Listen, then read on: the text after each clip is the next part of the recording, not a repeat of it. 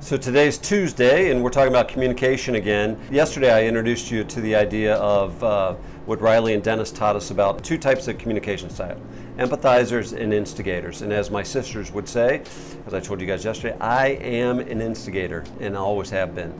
So I don't know how it works with your personality, where you're born, birth order, etc., but I am 56 and I am a proud instigator. And so what I talked about yesterday is, with empathizers, I've learned how to, a best version of myself is actually when I'm being more using my empathizer communication skills. However, my proclivity, Rick Meyer, thank you for the big words, my default is to be an instigator. And so instigator, really quick, is less sensitive. So my default is, as an instigator, is to be less sensitive, which is true. Just because I am less sensitive doesn't mean that it's not super important for me to develop the skills to be an empathizer and be more sensitive. So it's not like you can just be like, oh, I'm an instigator and that's just who I am.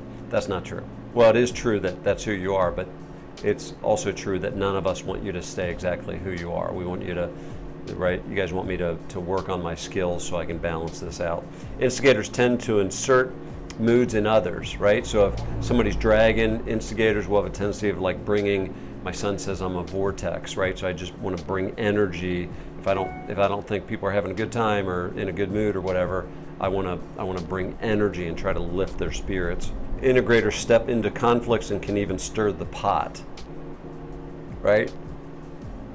We're pot stirrers, which is incredibly unhealthy. However, that can be used in a way that, like, when you see something that, so for us, giving feedback would be, if I see you doing something that I think might hinder your progression towards the job that you want in the company, whatever it is that you have a natural, again, proclivity to speak to it.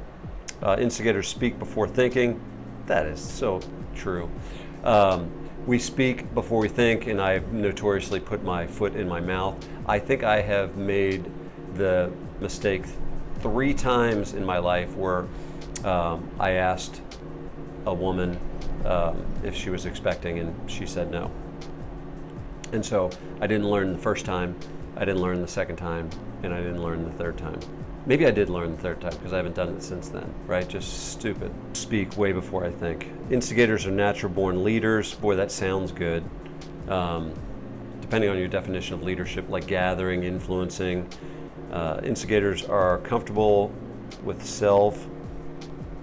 whatever that word is. Oh, congratulatory. Oh, self-promoters.